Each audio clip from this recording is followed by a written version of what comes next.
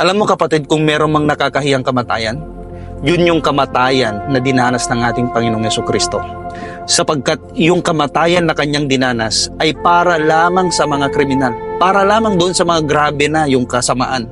Kaya nga kung mapapansin mo kapatid, meron siyang dalawang kasama. Kung babasahin po natin ang Biblia, meron siyang dalawang kasama na ipinako. Yun ay dalawang kriminal.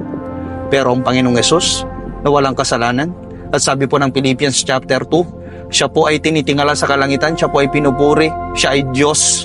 Pero hinubad niya ang kanyang pagiging Diyos, nagkatawang tao, namuhay kasama ng tao, at namatay para sa tao, para sa sangkatauhan. At ang sabi pa po ng Galatians chapter 3 verse 13, tayo po ay tinubos ng Panginoong Yesus mula sa sumpa ng kautusan nung siya ay isumpa para sa atin. Sapagkat nasusulat, isinumpa ang sinumang ibinitin o binitay sa punong kahoy. At yun po mga kapatid ay ginawa ng Panginoong Yesus. Nagkatawang tao po siya, nabugbog, napahirapan, sinaktan, pinagtawanan, kinutya para sa iyo at para sa akin.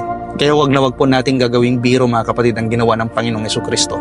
Ngayong Holy Week po, iba't ibang klase ng penitensya, iba't ibang klase ng ritual ang gagawin ng mga tao para patunayan na sila ay nagsisisi. Hindi po dyan makikita ang pagsisisi kapatid. Hindi po dyan mapapatunayan na ikaw ay ligtas na. Sapagkat tinapos na ng Panginoong Jesucristo ang lahat ng yan. Ibuhos mo man yung dugot pawis mo, kopyahin mo man yung ginawa ng Panginoong Jesucristo. Hindi ka maliligtas. Dahil hindi yan ang kaligtasan na itinuturo ng Diyos. Tanggapin mo ang Panginoong Yesus sa iyong buhay. Bigyan mo ng importansya ang kamatayan niya sa krus ng Kalbaryo. Hayaan mong maging Panginoon siya ng buhay mo.